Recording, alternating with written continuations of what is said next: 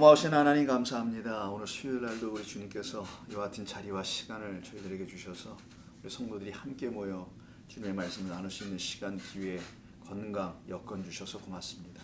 무엇보다도 귀한 종들의 마음에 이곳을 사모하는 마음을 주셔서 감사합니다. 결국은 주님을 사모하는 마음을 주셨사오니 그 마음으로 주님 만나고 돌아가게 해 주시옵소서. 예수님의 이름으로 기도드립니다. 아멘. 여러분 감사하고 오셔서요. 말씀드린 대로 마가복음 1장 14, 15절 카톡에 아침에 이렇게 보내드릴게요. 수요일날 오늘 어디 하는지를 항상 그래서 미리 보시고 오시면 더 도움이 되지 않을까 해서 마태복음 1장 여기는 저 체크할 필요 좀 해놓으시고 여기 왔다 갔다 하게 될 테니까 좀 보도록 하지요. 2절밖에 안 되니까 같이 한번 읽어볼까요? 14, 15절 시작. 요한이 잡힌 후 예수께서 갈릴리에 오셔서 하나님의 복음을 전파하여 이르시되 때가 찼고 하나님의 나라가 가까이 왔으니 회개하고 복음을 믿으라 하시더라. 아멘. 그래서 성경을 읽는다는 것은 성경 안에 담겨있는 참된 하나님의 말씀을 읽는 것을 말합니다. 근데 우리가 읽는다는 말은 쓰여진 것을 읽는 거죠. 이 말은 누군가가 번역해 놓은 것을 읽을 수밖에 없게 되는 우리의 조건이 좀 있습니다. 우리의 한계이기도 하죠. 번역이라는 말은 원래 다른 언어로 기록되어 있다는 것을 말하는 것인데 그게 영어로 기록된 것이 아니고 여러분들이 그래도 잘 아시는 건 영어잖아요. 근데 영어로 기록되어 있지 않고 이게 헬라어나 히브리어로 기록되어 있다는 좀 특징이 있습니다. 성경은. 그러다 보니까 번역하는 과정에서 좀 약간의 오류들도 있을 수 있고 제가 표현한 건 약간의 오류라고 표현하는 것도 있지만 의도적 오류들이 좀 있기도 한 경우가 있습니다. 작정하고 이렇게 쓴 것도 있어 보여요. 아예. 그 이유는 사도행전 20장을 한번 보겠습니다. 여기 책을 펴놓으시고 마태, 마가, 누가, 요한, 사도행전 이렇게 나가는 거예요. 순서가 마태, 마가, 누가, 요한, 사도행전 20장 28절 27절부터 하는 게 좋겠네요. 사도 바울인 저 복음전도 선교 제3차 20장 27절 20장 27절 자 전도여행을 다 마친 저 예루살렘으로 돌아가는 길입니다. 그곳에 가면 죽음을 당할 수 있을 수가 있어요. 그때가 하는 얘기 이는 내가 꺼리지 않고 하나님의 뜻을 다 여러분에게 전하였습니다. 여러분은 자기를 위하여 또는 온 양떼를 위하여 삼가십시오. 성령이 그들 가운데 여러분을 감독자로 이때 여러분이라는 것은 예배소 교회의 장로님들이에요. 요즘 말로 하면 목회자, 지도자 이런 표현입니다. 지금식의 장로님이라고 생각하면 안 되고요. 자, 감독자로 삼고 하나님이 자기 피로 사신 교회를 보살피게 하셨느니라. 내가 떠난 후에 여기 나와요. 사나운 이리가 여러분들에게 들어와서 이 이리는 마태복음 7장에 보면 양의 탈을 쓴 이리라는 산상수훈이 우리 주님의 말씀이 있습니다. 거짓 선지자라고 하죠. 그들이 들어와서 양떼를 아끼지 아니하고 잡아먹어요. 이게 구약성경의 표현입니다. 자, 또한 여러분 중에서도 제자들을 끌어 자기를 따르게 하려고 그러니까 여러분들 중에도 있다라는 거예요. 이 말을 지금 듣고 있는 감독자 소위 목회자 혹은 장로라고 현재 되어 있는 그 예배소 교회의 지도자들 평신도 지도자든 그때는 평신도 목회자가 있는 게 아니니까 교회는 본래 그런 게 있는 게 아니거든요. 자, 그 여러분들 중에도 제자들을 끌어 자기를 따르게 하려고 무리를 만드는 거죠. 한 세력을 구축하는 거지. 내가 전한 이 복음으로 무리를 만들어가 복음이라고 막 가장하면서 그런 사람들이 나타날 것이다. 제자들을 끌어 자기를 따르게 하려고 어그러진 말을 하는 사람들이 여러분 가운데 있다는 거예요. 여러분. 예배소 교회 안에 있을 거라는 겁니다. 그럼 교회 안에 있다는 거죠. 여러분 하나님의 말씀을 왜곡해서 가르치는 데는 교회밖에 없습니다. 여러분 사찰에서 하나님의 말씀을 왜곡해서 가르쳤다는 얘기 들어보셨어요? 그런 일이 있을 수가 없거든요. 거기는 그분들이 갖고 계신 경전을 하기도 바쁜데 세상에서는 살아가기도 바쁜데 무슨 하나님의 말씀을 왜곡하겠냐고요. 하나님의 말씀을 왜곡하는 거는 교회밖에 없다라는 거예요. 자, 일어날 줄을 내가 압니다. 그러므로 여러분이 일깨어 깨어나서 내가 3년이나 밤낮 쉬지 않고 눈물로 각 사람에게 훈계하던 것을 지켜야 합니다. 라고 하는 요 부분 30절 어그러진 말을 하는 사람들이 등장한다는 거예요. 자, 고린도 후서 2장 17절 또 넘어갑니다. 사도행전 로마서 계속 로마서 다음에 고린도 전서 후서 이렇게 나가는 거예요. 2장 17절 계속 넘어가는 거예요. 고린도후서 2장 17절. 제가 갖고 있는 성경으로는 대개 한 289면 8면 뭐 이 정도. 고린도후서 2장 10 몇 절이라 했죠? 17절 한번 보시면은 고린도 교회를 향해서 한 말이 있어요. 17절 2장의 끝절이네요. 자, 우리는 수많은 사람들처럼 하나님의 말씀을 혼잡하게 하지 아니하고 곧 순전함으로 하나님께 받은 것 같이 하나님 앞에서와 그리스도 안에서 말하노라. 교회가 하는 일이 바로 이 일이라는 겁니다. 그런데 혼잡하게 하는 사람들이 있다라는 거죠. 혼잡하다 섞다라는 뜻이에요. 그래서 사람들을 미혹하는 건데, 우리 지난번에 미혹한다는 말을 어디서 했었지? 여기서 했었나? 하여튼 성경만 이거 좀 많다 보니까 그 말 어제는 잘 모르겠네요. 자, 그 미혹하게 하는 말, 어그러지게 뒤트는 말들, 다른 거하고 섞어서 혼합한 그런 말들, 이런 말들이 교회 안에 있을 수 있다라는 것을 여러분들은 꼭 아셔야 합니다. 그리고는 성도는 어떻게 해야 되는 거냐? 교회에 나오시는 하나님의 백성들이라고 하는 그 성도들 어떻게 하냐? 그 하나님의 말씀이 참된 것인지를 알아들어야 하는 거예요. 그걸 못 알아들으면은 그게 지옥으로 가는 직행버스 타고 가는 겁니다. 알아듣고 분별할 줄 알아야 되고, 그래서 어떤 설교자가 설교를 하더라도 그 말씀이 참된 진리의 말씀으로 여러분의 영혼에 들어와 줘야 되고, 아니면 튀어나가게 될 거라는 거예요. 받지 않을 겁니다라는 겁니다.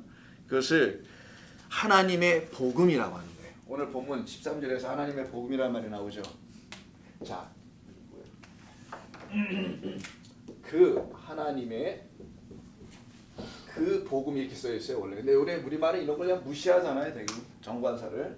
근데 마태복음, 마가복음에서는 그 마가복음이 기자가 쓴 거 예수님 말씀이 아니고, 이거는 요한이 잡힌 후에 예수께서 갈릴리에 오셔서 하나님의 복음을 전파해야 할 때 하나님의 복음이라는 말이 나오잖아요. 그때 그 하나님의 그 복음이어야 된다 이 말인 거예요. 사람들이 뭔가 복음이라는 걸 전해요. 복된 소식이라는 말이죠. 이거 문자로 그냥 우리 한문을 쓰면은 복된 소리입니다. 복을 가져다니는 소리라 해서 그런 같은 건 복음이란지 모르겠는데, 그 하나님의 복음이라고 하면서 여기 그에다가 인간, 어떤 자기를 집어넣는 복음들이, 인간, 하나님께 아닌, 하나님께 속한 것도 아닌 인간의 복음을 전하는 사람들이 있습니다, 사실. 그게 뭐 어떤 형태든 이것이 아니면 다 인간의 복음을 전하는 거예요. 그 하나님의 그 복음을 전하지 않으면, 그 하나님의 그 복음은 성경 창세기부터 계시록에 있는 내용들인데 그거 이상 이하도 없어요. 그냥 그것만 얘기하면 되는 거죠. 근데 그거를 조금 아까 제가 번역상에 오류가 있을 수 있다고 그랬죠. 우리말이 아니다 보니까. 그거는 그냥 순전한 오류라고 생각하자고요. 실수, 소위. 근데 의도적 실수가 아니라 의도적 오류를 범하는 경우들이 있어요. 그게 바로 인간의 복음이라는 거예요. 그게 성경에 사실 굉장히 많이 있습니다. 굉장히 많은 데서, 특별히 아주 핵심적이고 중요한 데서 더 그래요. 어떻게 보면은 예를 들어 11조 관계된 문제라든가 헌금 관계된 부분 있죠. 이런 부분에서는 아예 그렇게 쓰여있지도 않는데 그냥 해야 하는 것으로 막 말한다든가, 이런 부분 아주 심각한, 이건 오류가 아니라 이거 그냥 의도적으로 뒤틀어 버린 거예요. 왜냐하면 그렇게 하지 않으면 헌금이 안 들어오잖아. 이런 내용들을 강화시키기 위해서 조잡한 행동들을 하는 경우들이 상당히 많이 있습니다. 그래서 여러분들이 성경이 말하는 그 하나님께서 말씀하시는 복음을 우리가 알아야 하고 들어야 하고 여러분의 입에 담고 여러분도 말씀할 수 있어요. 그래 여러분이 온전히 하나님의 말씀이 되어버린 것을 말하기도 하는 거예요. 자, 그럼 그 하나님은 어떤 하나님이야? 요한복음에서는 태초에 말씀이 계시니라, 그 말씀이 하나님과 함께 계셨으니 그 말씀은 또 하나님이시라 할 때, 말씀 하나님 그리스도가 있고 그 말씀 하나님을 이 땅에 보내신 하나님이라는 분이 또 계시죠. 그때 그 하나님을 말하는 거예요. 그 하나님이 그의 복음, 당신의 복음을 우리에게 누굴 통해 주시냐? 말씀이라는 존재로 이 땅에 오신 그리스도를 통해 주시고, 또 그리스도가 우리에게 복음입니다. 그래서 하나님의 복음 누구냐? 그리스도 예수라고 하는, 아주 쉬운 얘기입니다. 하나님의 복음은 그리스도 예수인 거예요, 그냥. 왜냐하면 예수 그리스도가 우리에게 복된 소식으로 주신 거기 때문에 그런 거고요. 그로 말미암아 우리는 구원을 받을 수 있는 길이 열렸다라는 것을 복된 소식이라는 것을 알려주기 때문인 겁니다. 요거부터 먼저 이해하기. 신앙생활의 가장 기본 하나님의 복음. 또 마가음 1장 1절에는 하나님의 아들 그리스도 예수의 복음 이렇게 써 있어요. 1장 1절에. 우리 처음 할 때 한번 보긴 했으면 하나님의 아들 예수 그리스도의 복음의 시작이라 이렇게 되어 있죠. 1장 1절이에요. 예수 그리스도의 또 복음이라고도 해요. 이 말을 같은 말이죠. 뭐. 예수 그리스도의 말씀은 곧 아버지 하나님의 말씀인데 그래서 나는 아버지께서 내게 주신 말씀 외에는 난 다른 말을 하지 않는다 이렇게 말씀하시거든요. 요한복음에 보면은 그 말은 그리스도 예수는 하나님에 의해서 보내진 당신의 소리라는 거예요. 제가 왜 그걸 소리라고 번역하냐면 이걸 유앙 자 갤리온이라고 그래요. 자 유앙 갤리온이라는 말이 헬라어로 복음이라는 뜻으로 우리 말로 우리 번역이 되어 있고 영어로 뭐 굿뉴스라고 번역해서 좋은 소식 유자와 유와 앙겔로스 여러분 천사라는 뜻이죠. 엔젤 엔젤의 나라 여기서 나와서 로스 앙겔로스라고 저 밑에 동네를 부르잖아요. 디 엔젤이라는 뜻입니다. 그 LA를 갖다가 자 그래서 앙겔로스라는 말과 유가 있어요. 유는 그 좋은 혹은 뭐 잘 이런 뜻이 good하고 well 이런 뜻이 있어요. 앙겔로스는 뭐냐? 메신저죠. 뭐 천사, 사자, 주의 사자란 많이 되어 있고 뭐 천사, 말을 전해주는 자 이런 뜻을 갖고 있죠. 그런데 이 단어가 유앙겔리조라는 조를 쓰면은 동사가 되는데 이 단어에서 사실 나온 거예요. 유앙겔리조는 어디서 쓰는 거냐? 전쟁터에서 당시에 로마 사람들이 헬라 사람들이 전쟁터에 나가서 전쟁을 승리를 했어요. 그럼 승리하면 그 승리의 소식이 있죠. 소식을 시저나 군대 장관이라는 왕의 댁에 갔다가 주는 자를 헤럴드 영어로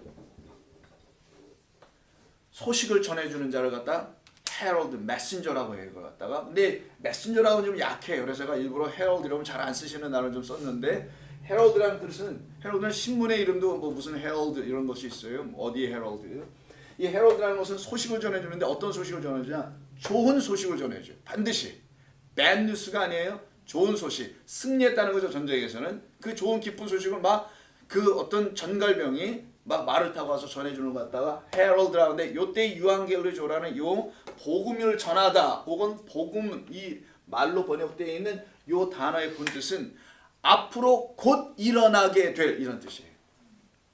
앞으로 곧 something is gonna happen 이런 뜻이 영어로 뭔가가 곧 일어날 거다. 근데 뭔가 일어난다는 그것이 좋은 거다. 이거예요. 복음이나 본래의 뜻은. 복음은 하나님의 복음 뭐냐? 우리들을 저주하고 심판한다는 말이 아니에요. 하나님의 복음 우리에게 곧 일어나게 될 우리 안에서 곧 일어나게 될 좋은 소리, 좋은 이야기, 좋은 뭐 전갈 소식 뭐 이런 걸 얘기하는 거예요. 그럼 우리 안에서 일어나야 될 좋은 소식과 그 소리는 바로 예수 그리스도의 말인 거죠. 그분이 우리 가운데 전해주신 하나님을 알려주시는 그의 말씀을 갖다가 복음이라고 하는 겁니다. 좀 이따 구절로 들어가고요. 요거에 대한 기본적인 이해를 좀 하셨죠. 그럼 복음은 뭐냐? 예수 그리스도다. 그는 예수 그리스도는 뭘로 오신 거냐? 헤럴드로 오신 거다. 헤럴드는 메신저예요. 전쟁터에서 승리하고 그 승리한 어떤 누군가가 승리의 소식을 기쁜 소식을 우리 가운데 곧바로 들려줘야 될 그 기쁜 소식을 전해주는 분이다. 그러니까 그리스도의 승리, 예수의 승리, 죄와 사망의 법에서 우리를 생명의 성령의 법으로 바꾸기 위해 그가 십자가에서 죽으셨다는 그 그리스도의 복음 전체의 핵심의 내용의 전체를 우리에게 가르쳐주고 있는 것처럼 그가 우리 가운데 들어오셔서 참된 승리가 무엇인지 그래서 복음으로 승리한 자, 곧 구원받은 자가 어떻게 이루어지는 것인지에 대한 전체적인 소리, 하나님의 소리가 되어 오시는 분, 즉 진리의 말씀으로 들어오시는 분, 그분의 이야기를 복음, 하나님의 복음, 그리스도의 복음, 죄인들을 구원하시겠다는 말씀, 생명을 주시겠다는 말씀 이런 걸 다 복음이라고 성경은 말하는 거예요. 근데 이 복음을 전할 때 시점을 한번 보시면 14절에 언제라고 말하죠? 누가 잡혔죠 먼저? 누가 잡혔다잖아요 여기서. 요한이 잡힌 이후에 이렇게 되어 있어요. 요한이 잡힌 이후에. 자, 요한이 잡혔다는 말에는 왜 썼을까요? 그럼 요한이 잡혔다는 말을 굳이 요한이 잡혔다는 어떤 의미가 있으니까 썼지 않았겠습니까? 안 써도 상관없는 거잖아요. 썼다면 의미가 있는 거예요. 자, 요한이, 세례 요한이죠. 세례 요한이 잡혔다. 파라디돔이 넘겨졌다는 건데, 그러니까 뭐 당국자들의 손에 넘겨진 거예요. 예수님도 넘겨지잖아요. 유다를 통해서. 그때 다 이제 이 단어 파라디돔을 쓰는데, 이때 잡힙니다. 잡힌 후 그에 이제 예수님께서 갈릴리에 오셔요. 그리고는 거기서 하나님의 복음을 전파하였다. 이렇게 말씀이 되어 있단 말이에요. 근데 왜 이렇게 하신 건가? 복음이 무엇이길래 요한의 잡힘 이후에 이야기 되기 시작했나? 세례 요한은 복음을 전했다는 얘기 없습니다. 회개하라 천국이 가까웠다 이 얘기나 하고요. 그리고 주님의 길을 예비하는 자라고만 말하지 그가 복음을 전했다는 얘기는 여러분 한 번도 못 들어봤잖아요. 오히려 예수님의 제자들은 나중에 복음을 전합니다. 그런 말들이 신약성경 공관복음에 나오는데 세례 요한은 복음을 전했다는 얘기가 없어요. 왜 그렇게 했을까? 즉 세례 요한은 예수님과 대조하여 그는 복음을 전한 사람으로 표현되지 않는 이유가 뭘까? 그러면 또 복음이 무엇이길래 세례 요한을 구분해서 예수님에게만 이렇게 적용하는 이유가 뭘까? 자, 그러면 우리가 세례 요한은 어떤 사람이길래 복음에서 이렇게 좀 단절된 모습으로, 왜? 죽은 다음에 복음 예수 그리스도로 시작됐다니까 여기서 일단락 져주고 이렇게 됐잖아요. 그리고 복음은 시작되는 것처럼 이야기되지 않습니까? 그래서 마가복음 1장에도 아르케 시작이다. 뭐가? 예수 그리스도 하나님의 아들의 복음. 이렇게 돼 있잖아요. 1장 1절이. 복음의 시작이라고. 그 복음의 시작은 예수 그리스도로만 말미암는 거예요. 세례 요한으로 안 되는 거예요. 이유가 뭘까? 왜 그런 것 같아요, 여러분? 성경에 있습니다. 좀 더 찾아볼 거지만 여러분의 생각은? 생각은 많은데 이게 마음에서 정리가 안 돼서 안 나오고 있죠 지금. 그래서 우리가 누가복음 하나 가보겠습니다. 왜 그런지를 그럼. 누가복음 16장, 마태마가 누가복음 16장 16절 이하인데, 누가복음 16장 16절.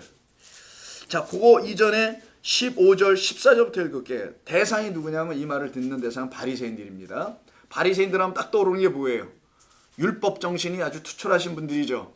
그래서 율법으로 자기의 의가 이루어진 사람입니다. 사도 바울은 골로새서 빌립보에서 자기도 그렇게 얘기해요. 나는 율법으로서는 하나도 흠잡을 데가 없는 완전한 자다. 율법의 의로는 내가 완전한 자다 이렇게 말을 하거든요. 그도 바리새인이었으니까 똑같이. 그 바리새인들을 향하여서 돈을 좋아하는 자들이라 이 모든 것을 듣고 비웃고는 예수께서 이르시되 너희는 사람 앞에서 뭐라고 합니까? 스스로 옳다. 이게 자기 스스로 의를 이루었다고 한다는 표현이에요. 그들이 의를 이룰 수 있는 건 율법으로 이루었다고 하는 겁니다. 너희들이 지금 율법으로 의를 완성했다. 하나님 앞에서 당당히 떳떳하게 뭔가를 할 수 있는 자가 됐다고 말을 한다. 이런 얘기예요. 바리새인들을 놓고. 자, 자들이나 그러나 너희 마음을 하나님께서 아시나니, 이 불편한 얘기를 합니다. 사람 중에 높임을 받는 그것은 하나님 앞에 미움을 받는 것이라. 너 사람들 앞에서는 네가 의롭다고 스스로 뭔가 행해서 의롭다고 말하지. 이것이 하나님 앞에서는 악한 거야. 가장 미움을 사는 것이야. 그러면서 하시는 말씀이 뭐예요? 율법과 선지자는 누구 때까지라고요? 이 말을 하시네요. 율법과 선지자는 요한 때까지야. 이걸로 딱 끊어버려요, 예수님이. 그 말은 뭐겠어요? 바리새인들아, 너희가 열심을 하나님을 섬긴다는 그 모든 것이 하나님의 말씀 율법을 오해해서 그러는 거야. 이 말씀하신 거예요. 그래서 예수님이 오셔서 기독교인들을 위해서 말씀하신 게 아니라 원래는 유대교인들을 위해서 말씀하신 거란 말이에요. 어떤 유대교인들? 구약 성경을 오해하고 있었던 그들을 향하여 전부 다 말씀하신 게 예수님의 말씀이 다시 가르친 게, 이게 산상수훈이기도 하고 뭐 모든 복음서가 다 그랬던 거죠. 너희는 하나님의 말씀을 아주 깊이 오해했다라는 거죠.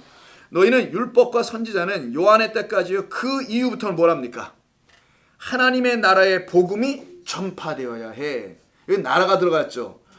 아까 오늘 본문 제가 여기서 손 잠깐 놓고 계세요. 제가 본문을 읽어드릴게요. 자, 요한이 잡힌 후에 예수께서 갈릴리 오셔서 하나님의 복음을 전파하여 때가 찼고 뭐가? 하나님의 나라가 가까이 왔다고 합니다. 이게 14, 15절이에요. 다시 16장 가셔서 누가복음 율법과 선지는 요한의 때까지요. 그 후부터는 하나님의 나라를 이야기하는 복음이에요. 이게 하나님의 나라의 복음이라는 겁니다. 하나님의 그 나라, 그 하나님의 그 나라예요. 원래는 그 하나님이 정하신 그 나라에 대한 복음이다. 너희들이 꾸미고 싶은 어떤 나라가 아니야. 너희들이 소망하고 있는 어떤 그런 유토피아적인 나라도 아니고 하나님께서 말씀하신 그 나라가 있어. 그 나라에 관한 복음 이 얘기를 하는 거예요. 그러니까 여기는 두 가지 개념 동시에 있죠. 하나님의 복음과 하나님의 나라가 같이 있어요. 지금 여기 누가복음에는. 그래서 율법과 선지란 말이 요한에게만 적용되네요. 율법과 선지자 이렇게 돼 있죠. 그럼 마태복음 5장 17절 17절인가 마태복음 첫 번째 복음서 5장 17절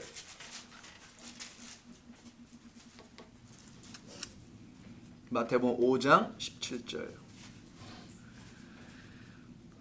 내가 율법이나 선지자를 요한의 때까지인 율법이나 선지자를 그러니까 요한을 마지막 선지자로 보는 거고 요한이 가르쳤던 그 선지자의 말은 율법 그 선에서 멈췄다 이런 얘기를 하는 거예요.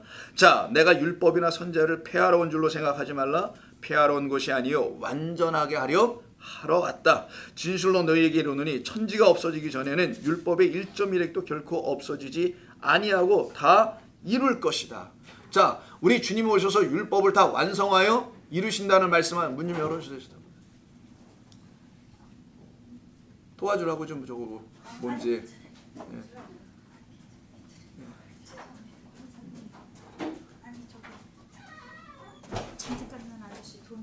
예. 예, 예. 자, 아셔서 시작하죠.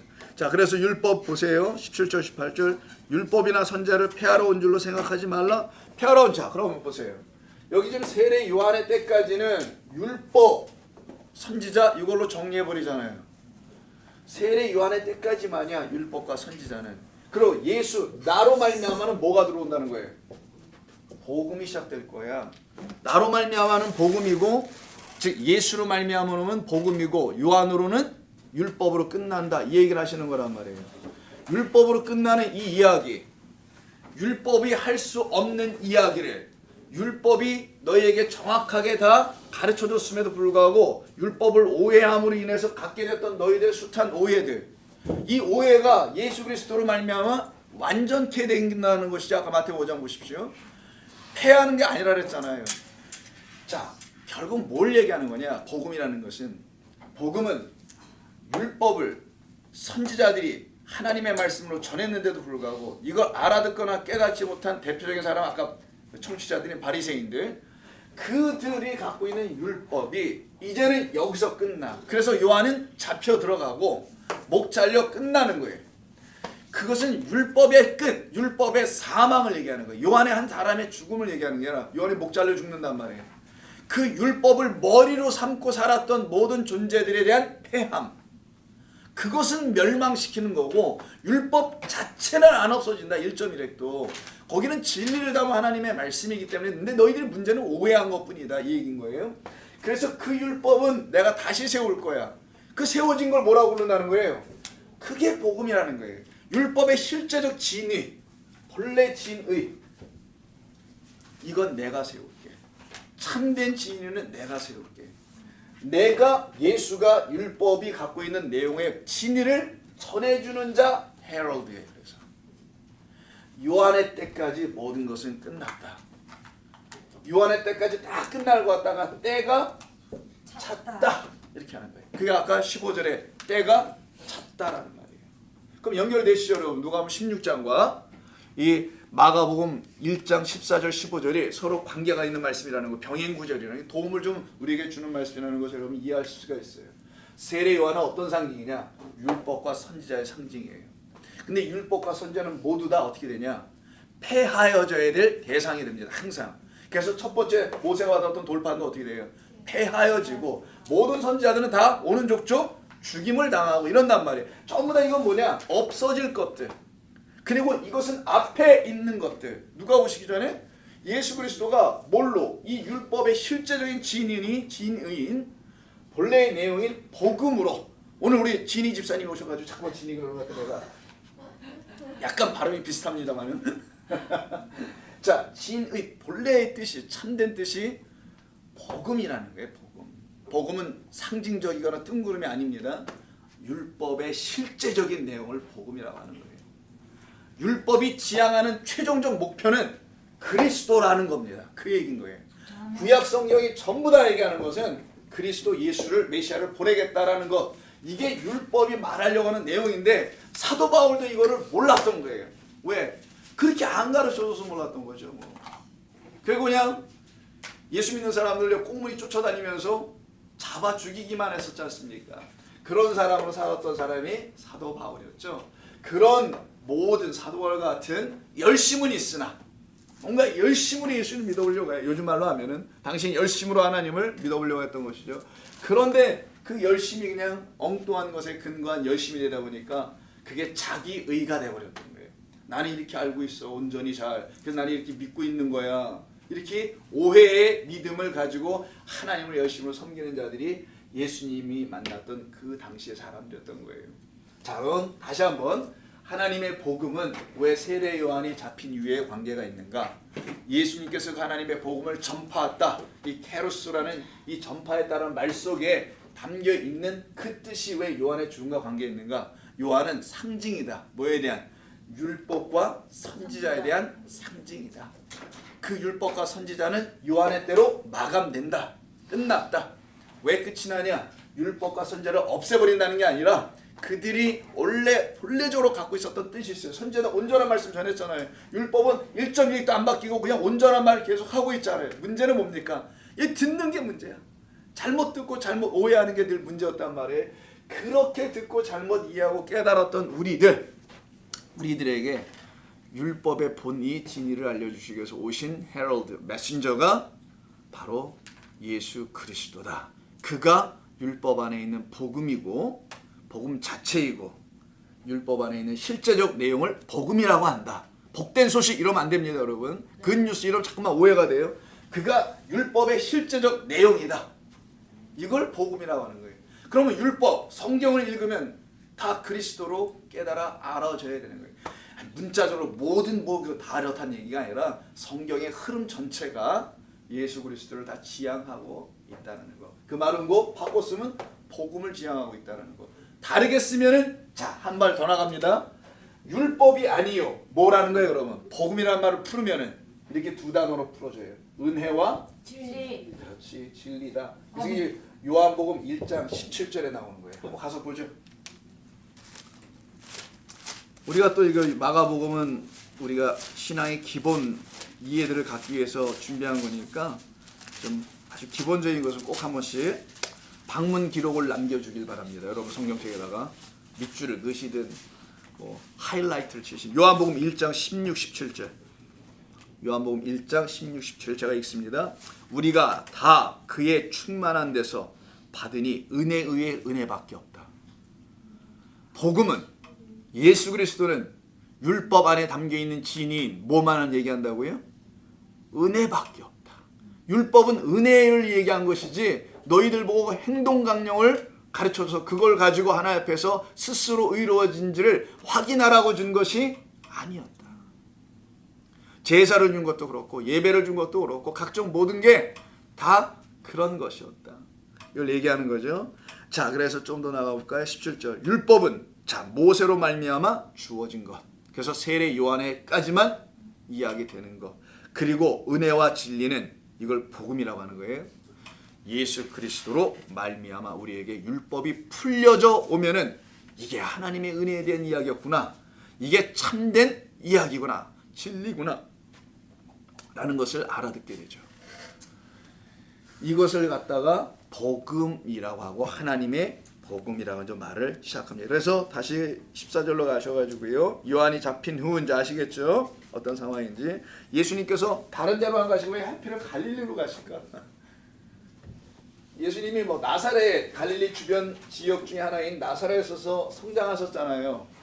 자, 갈릴리가 이렇게 있으면 이렇게 삼각형으로 되어 있는데 역삼각형으로 요단강이 흘러가고 사해가 이렇게 있죠. 여기가 이제 지중해입니다. 요쯤에가 나사렛이 있어요. 그러니까 그렇게 멀리 떨어지지 않습니다. 이렇게 걸어갈 만한 거리예요. 몇 시간이면.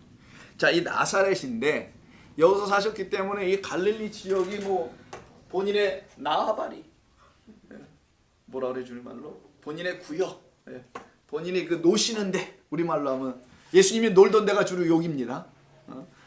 그래서 그러실 수도 있지만 갈릴리라는 말을 굳이 쓰는 것은 성경의 어떤 것과 관련이 있어서 그런 거예요. 자, 성경 한번 요즘 어려운 데를 찾아보겠습니다. 구약 성경 이사야. 무지하게 어려워 여기. 예. 9장 1절 978면 이사야 9장 1절 978면. 이사야 9장 1절 이하예요. 자, 이사야는 사자를 씁니다. 9장 1절 이하. 이사야 9장 1절. 전에 고통받던 자들에게는 흑암이 없으리로다. 자, 흑암을 없애는 건 창세기 1장 2절을 없애버리는 거예요. 흑암이 기품이 있다로 저기. 그걸 없애는 겁니다. 이게 바로 창조 이전 상태.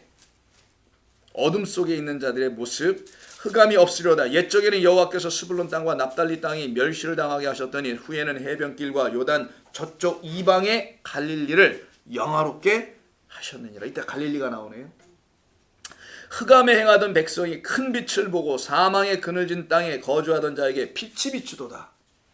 이걸 복음의 빛이라고 하는 거예요. 하나님의 빛, 진리가 비친다는 겁니다. 주께서 이 나라를 창성하게 하시며 그 즐거움을 더하게 하셨으므로 추수하는 즐거움을 탈취물들을 나눌 때 그 때의 즐거움 같이 그들이 주 앞에서 즐거워한다. 이때 이 나라는 것은 이스라엘이 아닙니다. 여기서는 그 다음에 나오는 여러분 잘 아시는 6절이 있어요. 이는 한 아이가 우리에게 낳건 한 아들을 우리에게 주신 바 되었는데 이게 평강의 왕이라는 왕이죠. 이걸 메시아 그리스도라고 하는 겁니다. 메시아 그리스도가 노는 데가 어디라는 거예요? 흑암으로 가득 찬 갈릴리, 스불론, 납달리 땅이라는 거예요. 이건 지파 이름이잖아요. 납달리 땅이라는 그 영역의 영토 안에 거해 있는 바로 갈릴리를 말하는 겁니다. 그 갈릴리에서 평강의 왕으로 그리고 여호와의 열심히 이 모든 일을 이룰 것이다. 이게 7절. 여호와의 열심 그 유명한 말 여기서 나오는 거예요, 여러분. 7절이 있어요. 그러니까 여기는 방문 기록을 반드시 좀 남겨줄 필요가 있을 것 같은데. 자, 그 정사와 평강의 더함이 무궁하며 또 다윗의 왕자와 그 나라의 군림하며 그 나라를 굳게 세우고. 자, 이게 바로 하나님의 나라에 대한 근거절이에요. 하나님의 나라는 이 땅에 보이는 뭐 그런 나라를 말하는 게 아닙니다. 한 아기에 의해서 평강의 왕이라는 아이로 태어날 메시아로 그리스도로 말미암아 평강을 얻는 자들. 근데 어떻게 얻느냐? 여호와 만군의 여호와의 열심히 일을 이루신다고 그러잖아요. 인간의 힘으로 할 수 있는 게 절대로 없다. 그래서 하나님의 법을 인간의 힘으로 어떻게 해보겠다는 것이 율법주의자들을 말하는 거고 율법을 오해하는 결국인 것이죠. 그런데 만군의 여호와의 이름으로만 한다. 그 열심히 이걸 이룬다라고 하는 걸 은혜라고 하는 거예요. 이해하셨죠, 여러분? 은혜는 내가 할 수 없는 거. 내가 어떤 것도 해낼 수 없다는 걸 알았던 거예요. 내가 하나님 앞에서 어떤 것도 할 수 있는 게 사실 아무것도 없다는 걸, 뭐 구원과 영생을 전제하고서는 물론 당연하겠지만 그 이외에도 여러분은 호흡하는 것도 여러분도 안 될 거고 모든 것이 여호와 하나님으로만 말미암다는 것을 아는 것을 은혜라고 하는 거예요. 이 은혜라는 것을 여호와의 열심이다. 어디 안에서? 내 안에서 일어나는 여호와의 열심이 있는 자들만이 하나님의 은혜를 배우기 시작하는 거예요. 그래서 완전히 드랍다운하는 거지. 그냥 내가 하기가 좀 많은데 이런 거 다 내려놓고 어디 선교사로 가겠습니다. 이런 거를 여호와의 열심이 내 안에 있다고 얘기하는 거 아니에요? 그건 유치뽕. 그런 걸로 막 책 써가지고 판매하러 오는데 그런 걸로 사람들이 미혹을 당하는 겁니다. 여러분 다 가야 돼. 집 버리고 자식 새끼 버리고 빨리빨리 왜 안 가? 어떤 사람만 학위 딱 내려놓고 가는 걸 하나님의 열심히 그 사람에게 나타나는 거고 그걸 다 내려놓으라 책까지 써야 되는 거예요? 복음을 오해하는 겁니다. 끊임없이 자기의 열심이 개입되어 있다니까. 항상 자기가 뭘 내려놨대. 내려놓기 또 아니지. 하나님이 내려놓게 했대. 하나님이 쓸데없이 그런 걸 왜 내려놓게 해요? 열심히 공부해서 돈 벌어서 후학들을 가르치고 하면 되는 것이지. 그걸 왜 내려놔? 그리고 또 어디 몽골에 가서 성경한다 해서 이상한 짓 하고. 자, 여호와의 열심이라는 것은 내게 은혜를 가르치겠다라는 거예요. 하나님 내 안에 들어오셔서 너는 나 없이는 할 수가 있는 게 아무것도 없다. 그래서 사람으로는 할 수 없으나 하나님으로는 다 하실 수 있다. 우리 주님이 말씀하신 거야. 마태복음에서 구원을 얘기할 때 뭐 낙타가 바늘기로 들어가냐 마냐 이 얘기할 때 사람으로서는 할 수 없으나 하나님으로서는 다 할 수 있다. 알겠느냐? 내가 하는 일이 뭔지를. 이런 얘기하는 거예요. 너희들은 불가능하다고 얘기하겠지. 그래 내가 가능하게 할게. 낙타를 쫄쫄 굶겨서라도 내가 아니면 바늘기를 더 크게 만들어서든 내가 그 안으로 들어가게 할 거야. 이런 얘기 하시는 거나 하나님이 하신다. 그래서 여호와의 열심은 은혜를 가르치는 이야기다. 누가 가르칠 거냐? 한 아기가 와서 가르칠 거다. 한 아이가 태어났는데 그가 왕이다. 어떤 왕이냐? 세상을 통치하고 지배하는 왕이 아니라 평강을 주는 왕이다. 샬롬. 샬롬은 살람. 살람은 이렇게 씁니다. 살람이라고 하는데 이건 완성하다. 언제 쓰냐? 성전을 다 지었을 때, 봉헌하다 할 때 쓰는 거예요, 이 단어가. 그렇게 번역이 되어 있어요. 성전을 딱 짓고 완성돼서 하나님께 드려. 우리를 하나님의 거룩한 성전으로 그리스도 성령이 와서 지어서 하나님께 드려. 이 완전히 드려진 걸 샬롬, 평강, 완성됐다. 하나님이 거하실 만한 하나님의 짝, 신부됐구나. 어떤 자들이었는데 현장에서 간음하다 잡혀왔는데 그를 갖다가 돌로 치지 못하게 하고 하나님의 은혜로 살려내서 누가 있느냐? 아무도 없습니다. 내가 네 짝이야 가르치는 거예요. 내가 너를 찾아와 너를 내 신부로 삼는 거야. 이 얘기가 여러분 간음하다 붙잡혔다는 요한복음 8장 이야기예요. 그렇게 다들 알고 계실 거고. 그래서 은혜를 가르치는 겁니다. 뭘로? 여호와의 열심으로. 여기서 나오는 게 스불론 납달리의 갈릴리가 나오죠. 이 갈릴리의 히브리어는 갈랄 이렇게 써요. 이게 갈랄이라고 발음하는데 이게 뭐 그림이지 이게 뭐겠어요 이게. 뭐가 지렁이가 지나가는 건지. 이건 낙타라는 말이고 이거는 지팡이야. 라메드. 라메드는 가르치다, 인도하다, 뭐 어떤 방향을 제시해주다. 그래서 지팡이는 기적을 막 행하고 저쪽으로 갑시다. 가보니까 거기가 아니었네. 뭐 이러고 다시 내려와야 되는 그런 지팡이의 얘기죠. 그래서 갈랄, 낙타가 가르치는 거예요. 낙타는 항상 어디 향해 갑니다.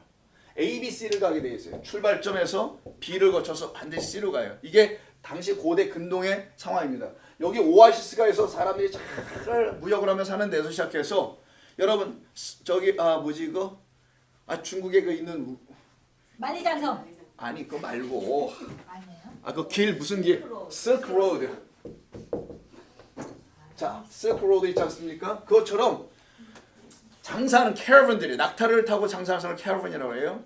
그 캐러밴들이 자기들이 사는 그냥 비옥한 곳 물도 있는 그곳에서 저쪽 또 다른 문화권에 물로 있는 그곳을 가려면 반드시 중간 지역 사람이 없는 데를 한번 지나가야 돼요. 이걸 광야라고 하는 거예요. 애굽이라는 곳에서 광야를 거쳐 새로운 곳으로 가게 하는 것을 3일길 걷는다라고 하는 거예요. 세상에서 우리를 건져내요. 광야, 교회라고 하죠. 말씀이 있는 하나님의 교회를 통과하여 가는 곳이 어디냐? 하나님의 나라입니다. 우리가 뭐 천국이라 부르는 그렇게 하면 너무 좀 유치하고 여러분들 이렇게 하나님이라고 그냥 말해도 되는 거예요. 나는 하나님께로 가는 거야. 그분이 나에게 생명이고 나의 주인이니까. 이걸 3일 길 간다고 하는 거예요. 그래서 낙타가 앞에 있어요. 어떻게 하면서? 가르치면서 우리를 이끌어가는 거죠. 이걸 갈라리라고 하는데 이게 굴러가다, 굴러가다, 뭐 굴려서 보내다, 떼굴떼굴 그렇게 돌 굴려 보내다. 이 갈랄, 이 갈랄에서 나온 말이 갈릴리예요. 그럼 여기 뭐 하는 곳이냐? 왜 예수님이 이 갈릴리에 오셨느냐? 흑암에 앉아서 어두움에서 죄와 사망의 그늘진 곳에서 숨 못 쉬고 있는 자들에게 그 누르고 있는 거 있죠. 그거를 끄집어 굴려 버리겠다. 이게 길갈. 여러분 길갈 들어보셨어요? 여호수아 4장에 보면은 이들이 요단강을 도하죠. 새로운 60만이, 그러니까 1세대 60만은 다 광야에서 죽어요. 여호수아 갈렙 빼놓고는. 나머지는 다 죽고 거기서 다시 태어난 2세대가 있어요. 똑같이 60만이었는데 숫자가 참 이상하지. 그건 뭐냐면 그렇게 죽고 그렇게 부활하겠다는 거예요. 말씀 가운데서 죽고 말씀으로 다시 살아난 자, 이들이 바로 말씀으로 아들을 낳은 자라는 거예요. 그래서 2세대라는 사람들은 광야에서 1세대가 말씀을 몰라갖고 막 헤매고 있잖아요. 뭐 원망도 하고 죽으니 사니 뱀에게도 물리고 막 이런 여러 가지 숱한 이야기겠죠. 이게 성도의 삶인 거예요. 그냥 성도는 이렇게 지어져 가는 과정이라는 걸 광야를 통해서 배우는 거. 그걸 광야 교회라고 하는 거예요. 스데반이. 그래서 거기서 다시 아들을 낳아. 진리의 아들을 낳았다라는 거예요. 광야 백성이. 하나님께 범죄해서 다 왕창 죽고 끝났다는 단순한 말이 아니라 진리의 아들로 다시 나서는 그들이 들어간다는 거예요. 이렇게 진리의 아들을 말씀으로 다시 낳지 못하면 못 들어간다는 걸 얘기한 거예요. 성경은. 그래서 60만이 들어갈 때 요단강을 건너죠. 건너고 난 그 다음 자리 동네를 길갈이라고 해요. 길갈은 갈랄에서 나온 겁니다. 갈릴리도 똑같고 굴려보내다. 뭐를? 애굽에서 너희들이 갖고 나왔던 수치를 굴려보내다, 떠나보내다. 흑암에 앉아서 하나님이 누구신지 몰라갖고 빛이 없으니까 이 눈이 띄어지지 않으니까 뭔지 몰라갖고 어둠 속에 있었던 그들을 건져내어 그 복음의 세계로 인도하여 나가시는 이야기가 출애굽이라는 거예요. 사실은요. 무슨 뻥 터져서 홍해니 뭐니 뭐 모세가 뭐 어떻게 했니 이런 신화적 같은 이야기를 여러분들과 지금 들으란 얘기가 아니고 뭐 용맹스러웠던 얘기가 아니라 생명의 이야기가 그 안에 담겨있죠. 그래서 예수께서 갈릴리로 가셨다. 이 정도까지만 하면 너무 깊게 안 들어가면 이해하실 수 있죠. 아, 갈릴리는 왜 거기 오셨는가? 아, 우리 어둠 가운데 있는 우리를 굴러가게, 그 짐들을, 무거운 돌들을 다 굴러가게, 그 수치를 하나님 앞에서 부끄러운 자로 살아갔던 그걸 다 부끄러우니까 어디 있어요? 맨날 짱밖에 숨어 있잖아. 그래서 어둠 속에서 그래서 굴러가게, 그래서 빛으로 세상으로 당당하게, 아니지 하나님 앞에 당당하게 세워놓을 수 있게 하시겠다는 거예요. 죄 없는 자로. 그걸 위해서 오신 분이 보내심을 받은 자 예수 그리스도다. 그가 오셔서 하신 것이 하나님의 복음이다. 로마서 1장 2절. 마태, 마가, 누가, 요한, 사도행전, 그 다음이 로마서예요. 로마서 1장 1절 첫 번째 절.